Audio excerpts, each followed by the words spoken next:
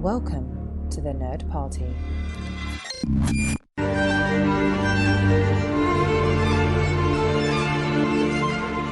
Hello and welcome to the A24 project here in the Nerd Party Network. So we've come to the end of the line for now with the A24 filmography, and until those films return, we're diving into A24's television output, and in between we aim to bring you interviews with the talent involved.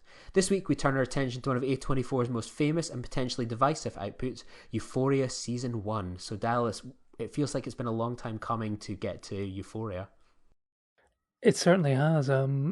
It's one which I'd heard a lot about, but it's one of those ones which, because it was on, I think it was HBO in the States, meant that it was very difficult to see over here. And then I ended up, once it was kind of apparent, sort of about 3-4 months into lockdown, that A24 were only going to be focusing on their merchandise for the rest of the year, that it was time to switch tack, look at the TVCs. And then I think it was on Now TV. I think I had about a month's free trial, but I had a week to get Euphoria binged, and let's just say I did it, and I'm sure we'll discuss why. Definitely. And before we sort of dive into talking about Euphoria Season 1, we'll have a 24-hour news. So it continues to be dry, but on the day this episode drops, HBO will have released over the weekend the first of 2 episodes acting as a gateway to Season 2 of Euphoria after their original schedule was thrown off by COVID. And it looks like it's going to pick up in the aftermath. Potential spoilers here for you. It will pick up after the aftermath of Rue being left by Jules at the train station and her relapse. So Dallas, before we even talk about Euphoria Season 1, are you going to be aiming to check out these Euphoria? The posters describe it as, this is not Season 2, quite amusingly. Will you be checking out these mini episodes? There seems to be a lot of mystery shrouded in what form they're going to take. Yeah, I will be. I will certainly try to check out Euphoria 1.5 or whatever they do decide to call it, as long as it is not one of these the trend of shows that are produced during lockdown, which is Rue and Jules and Nate and all that conversing over a Skype and basically making it really clear that none of them are in the same location and they're having to do it due to lockdown and COVID fears and stuff like that. As if they've had the chance to actually go out and film something, hopefully safely and socially distanced, of course. Yes, depending on how it screens in the US and through, any means which, happen to involve the letters V, P, and N, I will certainly, I'm going to have a week off over Christmas, so I'll certainly have a lot of time to try and fit that one in, I think. In between the Mandalorian, of course. Yeah, and with Minari being the only thing on the horizon for A24 content, we might as well take something like Euphoria 1.5. Exactly, and the fact that Minari is going to be, well, I think as of today, obviously this is a couple of weeks ago by the time this one drops, but Minari looks to have succeeded in getting a UK distribution from Altitude Films as well, so we won't be needing a VPN or an American iTunes account for that one. I know, it kind of timed in quite well. A few of us this morning had managed to... We thought we'd blagged our way into sort of an online virtual screening event where films like Minari and a couple of others were going to be shown to film distributors that worked in the cinema and exhibition process. In fact, you kind of think, right, I'll submit my application, I'm going to pay my little fee, I just want to see Minari as soon as possible. And then you get sort of an email this morning going like, you put down that you worked at the Nerd Party. I mean, it's kind of meant to be for film exhibition. Do you work in film exhibition? And it's like, I'm going to try and go in through the tiniest loophole here. And they're like, yeah, unfortunately, it's not a press screening. So we'll make sure to refund you. So I was slightly tempered by missing out on Minari by getting the opportunity to hopefully see it in cinemas through Altitude, which is good news. Yeah, I thought it was a player move, to try and get into that. I considered it briefly when I saw you guys sort of trying it, thinking, well, I have done freelance hosting work at cinemas before.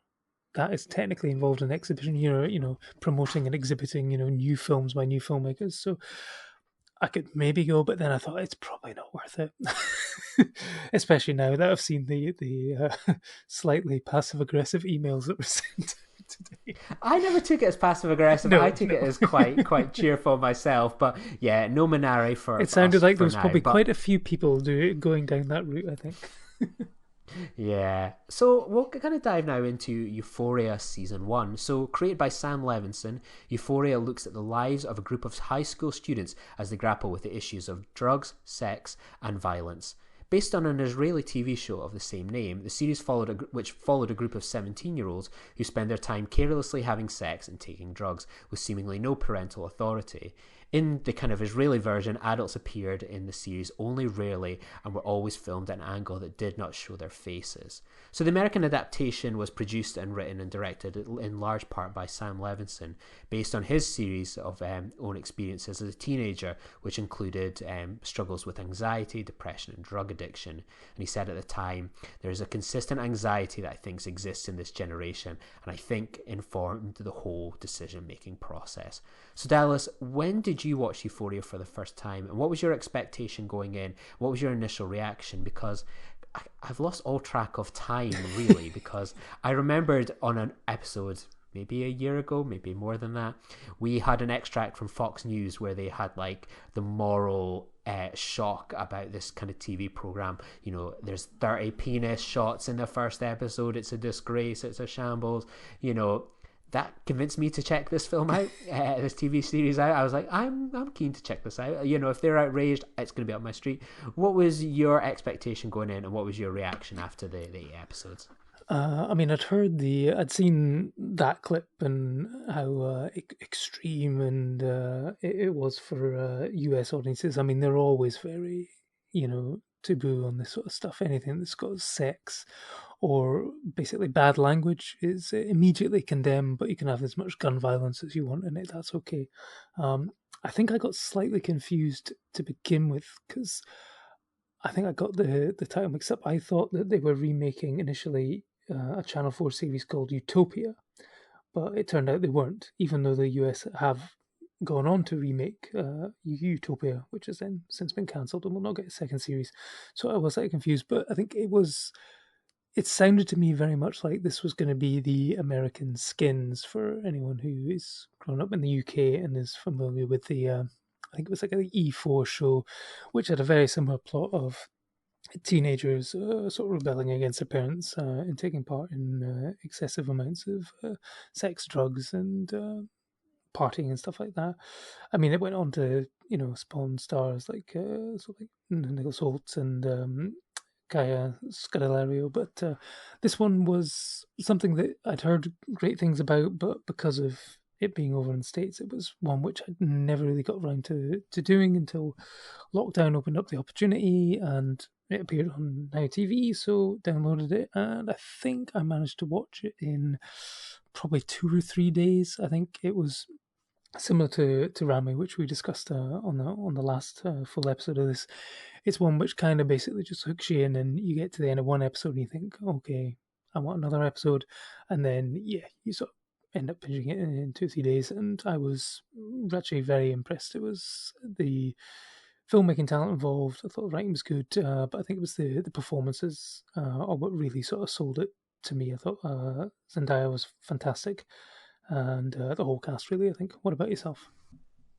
Yeah, I got a really good way to kind of into this show where I watched it in a very traditional weekly way. You know, I think it dropped on sort of Now TV or something like that on a Monday. So me and my girlfriend at the time would watch it weekly. And it was one of those ones we often didn't have the same kind of taste in sort of TV and film, but somehow Euphoria seemed to thread her love of a bit trashy kind of drama with my sort of love of quote unquote prestige interest in sort of TV. You know, we were both of the Skins generation. I was Skins 1 and 2. I think she was Skins 3 and 4. I think I was too old for Skins.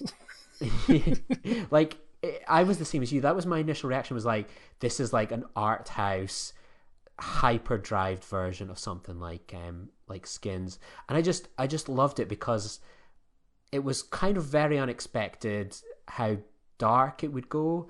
And I think it's one of those ones that almost reminded me a little bit where probably more kind of globally, a lot of people might see a lot of sex education in this. Another Netflix show, but very British, where it has a very diverse cast of people that are on all different parts of the spectrum of relationships and sexuality, transgender, part of the different communities. And I thought Euphoria kind of went for that sort of direction as well. It is slightly frustrating that it's just me and you, two cis white men, talking about Euphoria, but that's just the way things have kind of landed with scheduling.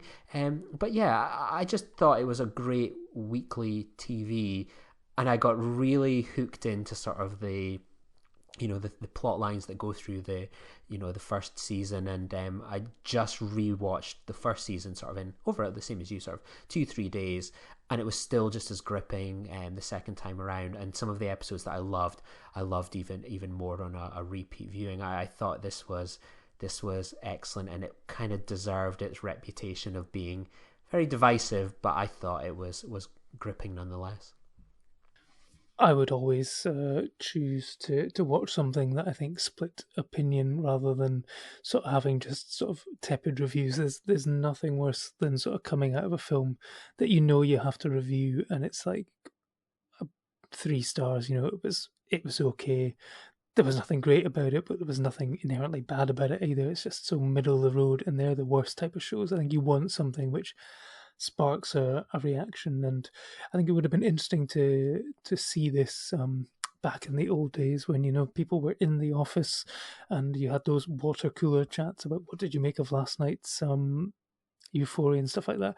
I mean, I guess we're kind of getting that at the moment with The Mandalorian, which is one of those shows which actually does drop on a weekly basis, whereas everything else is pretty much drop it all at once, binge it, and then you're like, oh, that was good, but now I've kind of rushed through it, and now I have to wait ages until the next season. I thought it was great. What I really liked was the structure as well. We sort of touched on it with the Rami thing about how it starts off as Rami's show, but then sort of certain episodes focus on some of the minor characters in his, well, not minor characters in his family, the other characters in his family, such as the ones about the sister, ones about the mother. This had a really sort of interesting structure where, I mean, certainly from the promotional materials which I'd seen and stuff like that, it was clearly marketed as this was about Rue as the central character, Zendaya was the biggest name. She was sort of coming off of Spider-Man Homecoming, The Greatest Showman, stuff like this. So she was the star. She was front and center. But I really like the fact that almost every single episode was basically focusing on a different character, but you still had very expertly done the sort of overarching storylines sort of filtering on in the background. Everything was sort of connected, which I really liked because it's set at high school, so basically everyone kind of knows everyone, so it's easy to sort of dip in and out of little storylines. But you never had to really have like a 2 or 3 minute catch up at the beginning of each episode as to where you were in the story. I thought it was pretty well handled. That I thought. I think what you've touched on there, and I really loved, especially at this TV show, and I'm excited to see more of. I just thought the casting was incredible. The only people I really knew going into this was Zendaya from Spider-Man. This is I think different generations will come to Euphoria. You spoke about Skins. You'll get people that are coming to this where it's like, oh, that's the girl from sort of the Disney kind of programs and so on that she was in. Like I've never seen any of them. I think I'd obviously seen Greatest Showman. That was my experience of Zendaya, and I really liked her as a kind of supporting kind of character. So that got me excited. I obviously knew Alexa Demi from sort of her minor but unforgettable appearance in mid-90s. Loved her in Waves, and I thought she was excellent in this. But just like the entire casting and how they seem to kind of, I would love to. One of my sort of dream people to get onto this podcast would be like the people that were involved in casting this show, because they a lot of people were kind of taken from different things. This was a lot of people's first time roles, and one of them was Hunter Schafer, a trans actress that was only sort of known for sort of her kind of activism. I think she was involved in sort of like the bathroom bill in America, where there was attacks against the idea of trans people being able to use bathrooms. This was her first kind of starring role, and I thought she was incredible. You kind of look through all the cast, and they're fantastic. And I loved people like Barbara Ferreira as Kat. I think most people probably recognize Eric Dane, who plays Cal Jacobs from Grey's Anatomy. Even weird people like Maud Apatow. I was like, I wonder if she's related to Judd Apatow. Yep, nepotism potentially strikes there. Judd Apatow's daughter. Like, it was just some of the best casting I'd seen in a long, long time. And like, it was so diverse, in terms of the ranges, the roles, the ages, sexualities, Hispanic, white, black, African American. It had it all in this show. It was something for everyone in a way which kind of reminded me a little bit of something like Sex Education. It's just funny when you say you're talking about nepotism, and we're talking about a show written and partially directed by Sam Levinson, son of Barry Levinson.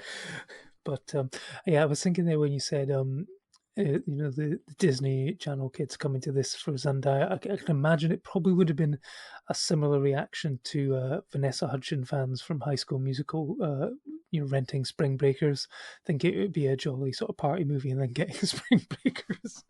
I could just imagine the reaction. But I agree with you. I thought Hunter Schafer was probably, apart from Zendaya, I thought she was the standout. I thought she was fantastic, and I think could have easily also won an Emmy probably for supporting actress in a TV series, because Zendaya became, I think, the youngest lead actress winner in the drama category. So, and I think it's well deserved. I think she's fantastic in it. But there's some scenes. It's the sort of awful scene, I think, is at the end of episode 3, where she's sort of banging on the door of her drug dealer, who's one of those, TV show slightly sympathetic drug dealers who's had a change of heart and has realised he doesn't want his friend on drugs anymore and refuses to sell her anymore, and she has a breakdown on the other side of the door. I thought she was fantastic in that, and just the sort of the whole final episode as well, which I'm sure we can go into a bit of spoilers as well, but I thought she was fantastic in that, especially the sort of train station scene where,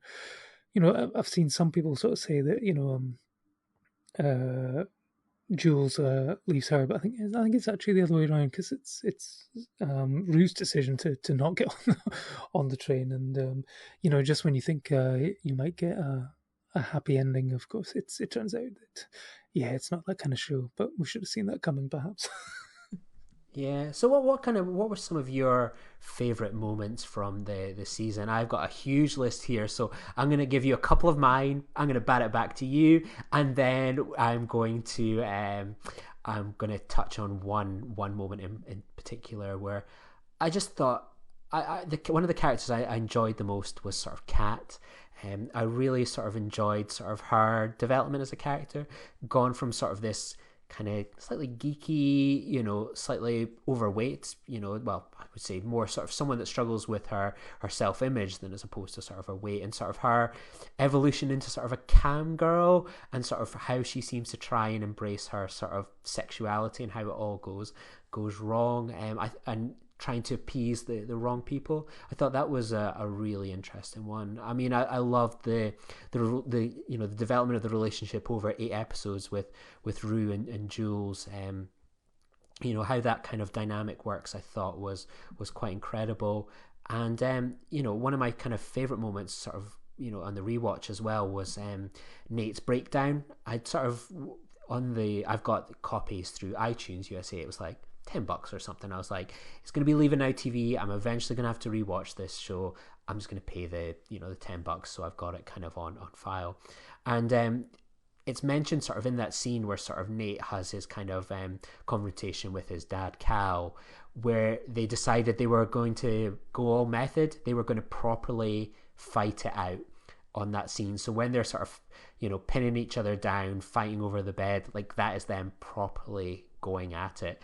And it's quite disturbing watching the scene where Nate, this horrible, controlling, manipulative, the antagonist really of season 1, he just absolutely loses the plot, and when he just starts banging his head against this sort of flooring, that was quite terrifying to watch. And how he described it at the end, this actor, in quite an amusingly Australian accent, I must say his American accent is fantastic, was he goes, it was really gnarly to shoot that. I felt really gnarly afterwards, which feels like the most Australian thing on the planet to describe your character having a breakdown and having a proper fight with another actor. What about yourself? What were some of your standout moments? I totally agree with you on sort of Kat's storyline. I thought she had a really sort of interesting arc over the series, but I actually have to say, sort of the central twisted, manipulative, abusive relationship between Nate and completely blanked on the Alexa Demi's name. What's her name? Maddie. Maddie. Yeah, those two. I mean, it's like from that sort of first party episode where Nate seems like just like you're 100%, typical American jock douche. A really sort of unpleasant character. He sort of threatens Jules, and she comes back with a knife and stuff like that, and shows that she's just as crazy. But he's a really sort of unlikable character at the beginning and does some morally reprehensible things, but it's his evolution sort of towards the end where you see the effect of what his dad has done and on him is it actually sort of you then sort of I guess maybe not empathize, but you certainly do develop some sort of sympathy for the character and what he's gone through, and I guess we're all in many ways sort of products of our upbringing and our parents and stuff like that. So I thought he was excellent in his sort of storyline going across about coming to terms with his father's sexuality and his own sexuality. I think was it deals with loads of, like say, there's so many different issues with bringing out. You've got transgender, you've got people in different stages of relationships, you've got abuse, you've got an abortion storyline, you've drug addiction, you've really got it all into to pack it all into really was it just like 8 episodes, but to feel like each single character basically has a full arc and full story along those episodes, I think is incredibly well written. And like you say, props to the casting directors as well, and to the directors. I mean, you've got Sam Levinson does the bulk of the series, but you've got A24 alumni Augustine Frizzell did the first episode, and I was very surprised to read that Jennifer Morrison, i.e. Jennifer Morrison from the likes of House and Once Upon a Time, also directed an episode, which I thought was good. You've basically got sort of 3 or 4 different directors across the series, but 4. You got Pippa Bianco, who I think she did, was it Cher? I think she did Cher, another A24 film. So the fact that you have 4 different directors, but they all have such a great understanding of whether it's just the writing or they work together on it, you couldn't really. It wasn't as definably different in each episode. Whereas something like, I keep talking about The Mandalorian, but The Mandalorian is another series which has had basically multiple directors across each episode, and yeah, you can kind of tell that each one has a slightly different tone or feel to it. This basically all those 4 directors were working as part of a whole, and I think, and that's part of why the series was so good, I thought. Yeah, like I just love the cinematography in this show, and I think no episode kind of captures what made this show really stand out for me as much as episode 4. Like I've kind of mentioned it before on our other podcast. Like my favorite film director is Paul Thomas Anderson, and one of the most influential movies that I ever saw in terms of my thoughts on film was Magnolia.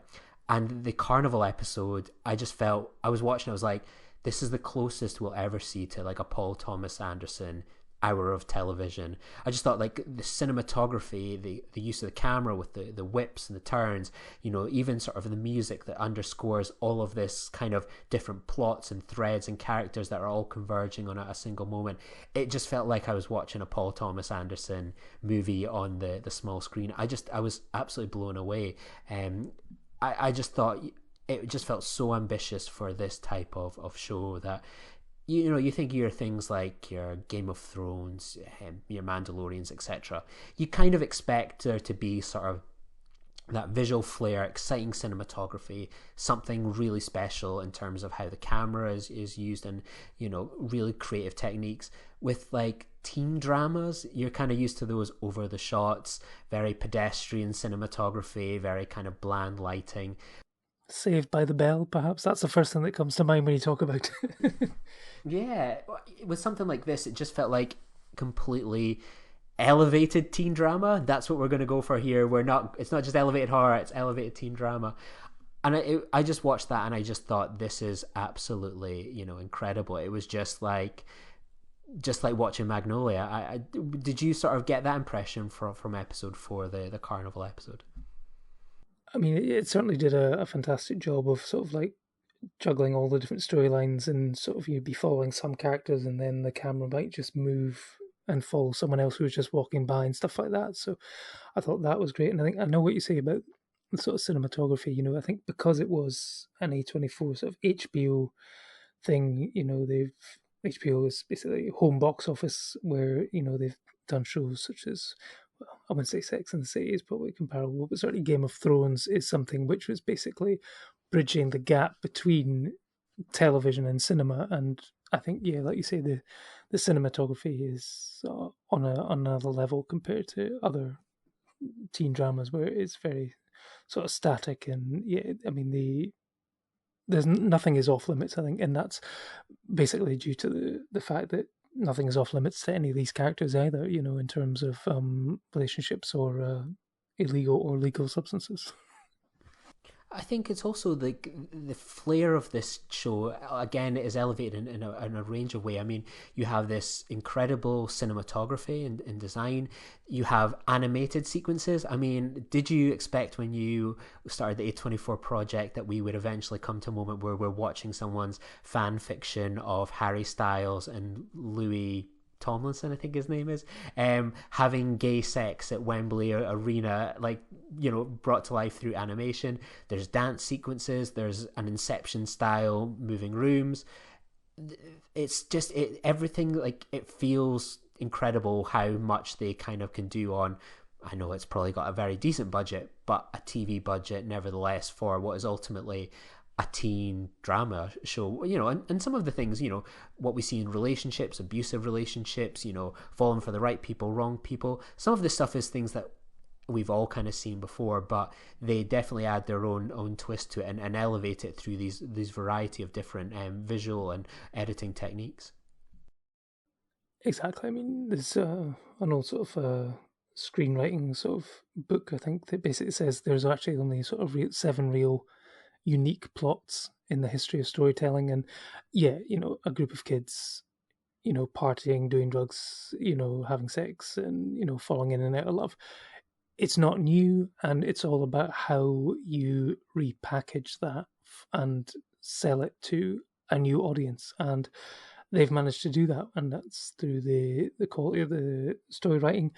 The fact that this is written by an older gentleman who is basically not in his teens anymore, but the fact that he's managed to pull elements from his own life certainly means that it feels authentic. And I never felt like any of the young characters were saying stuff that was not written for them. In comparison, I did watch the new Woody Allen film this year, and that featured, the main characters were Elle Fanning and Timothy Chalamet, sort of early 20s, and these kids in their early 20s were talking as if they had been written by, a white guy in his 70s or 80s. It just didn't click. What they were saying just didn't feel right or authentic, but this does. And I think that is one of the strengths of it. It never tries to be something it's not, and I think that's a credit to it, I think. I'm going to pose a question that we sort of discussed a bit on the Rami episode. Did you relate to Euphoria? I have to say that I did not. I did not relate to it at all. Eighth grade, I managed to relate to because I had.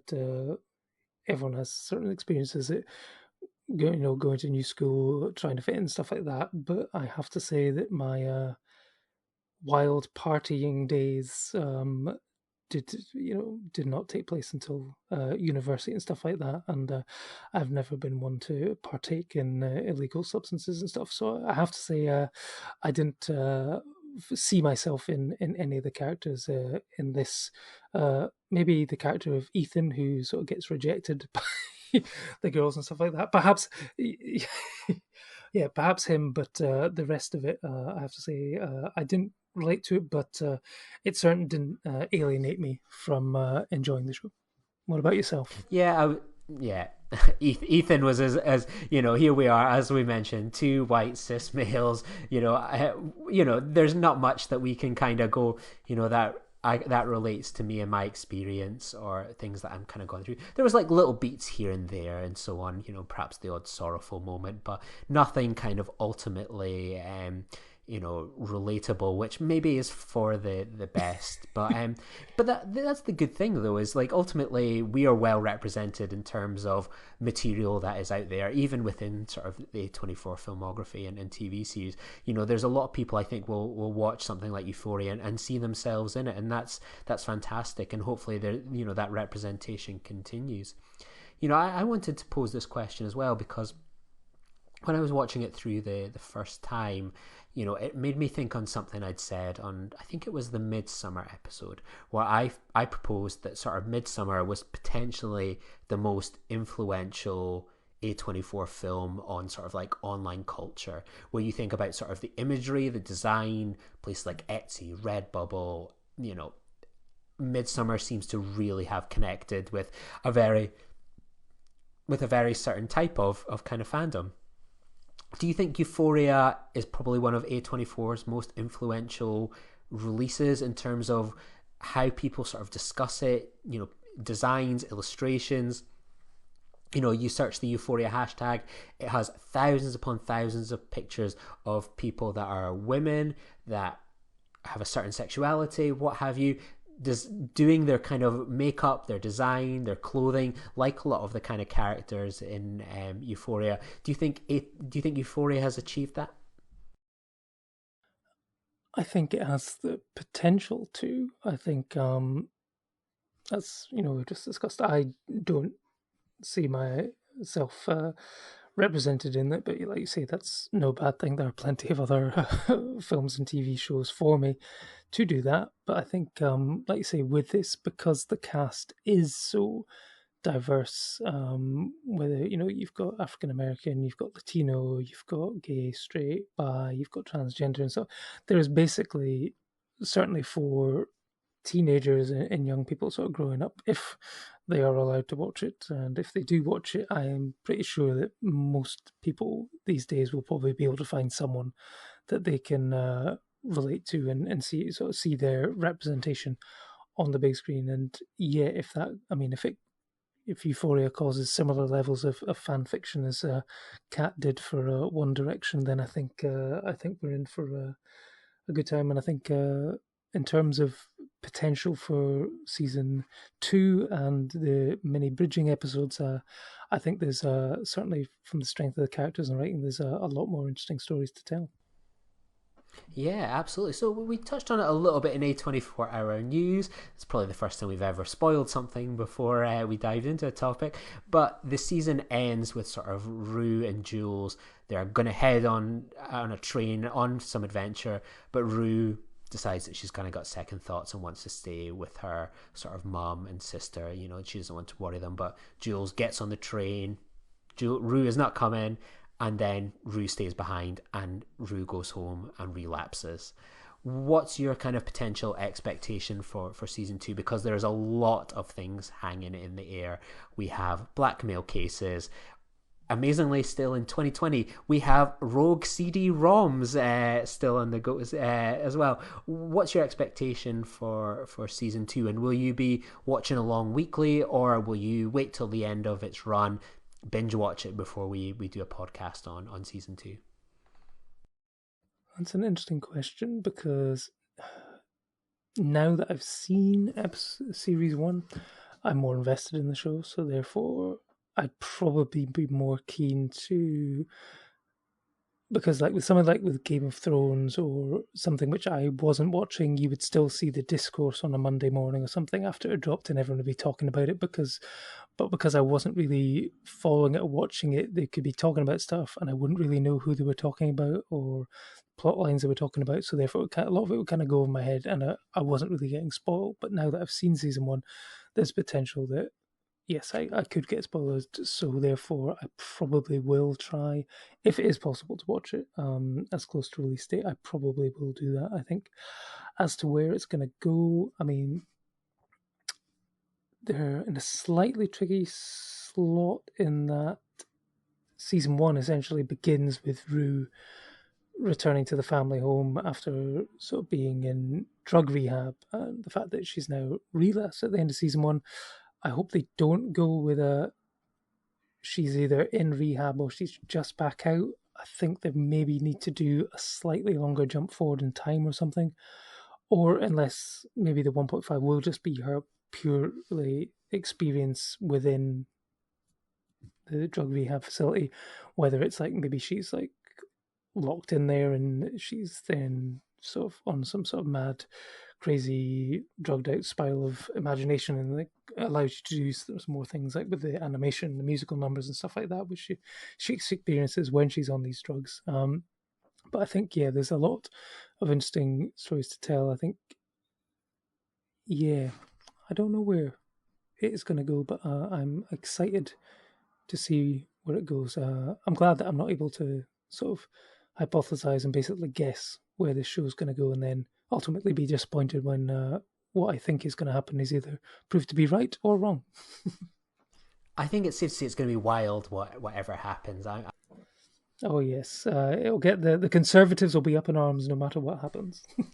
Yeah, there's no date obviously on season 2. I know they are filming at the moment. There's been like pictures and stuff on like Instagram of like seeing them kind of filming and having the masks on. So, you know, these little mini episodes, however long they last and whatever format they take, could be our most kind of, content really for a little while. But it's not going to be the end of content here on the A24 project, because we've kind of got a few different things kind of coming up. We have next week, we've got an interview with Mike Keller, one of the first of 3 interviews we'll have from On the Rocks. So he'll talk about his role of Officer O'Callaghan, and rest assured there is a lot of good Bill Murray stories that we will be dropping here on the A24 project with our interviews.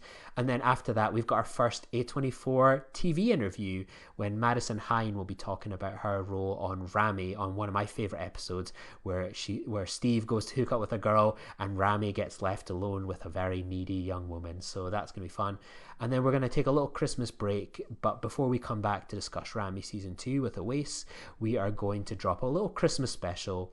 We've been lucky enough, me and Dallas, to interview a lot of the people involved with 8th Grade, from Bo Burnham to Jake Ryan and a few actors in between, and we're going to bring a little compilation episode together with stories from the set and making of 8th Grade. So hopefully that'll be enough to bring you a little bit of Christmas cheer, with a pretty depressing Christmas potentially on the horizon. So we'll hopefully help a little bit there. So Dallas, are you looking forward to our episodes ahead?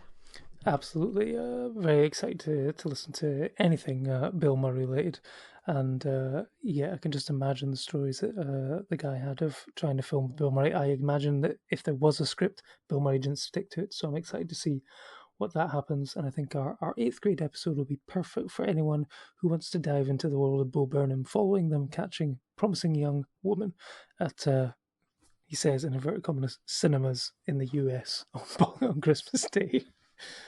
Or let's face it, you're watching it online, aren't you? Yeah. Well, thanks very much to everyone for joining us, and we'll be back again in a week or two. Take care. Bye.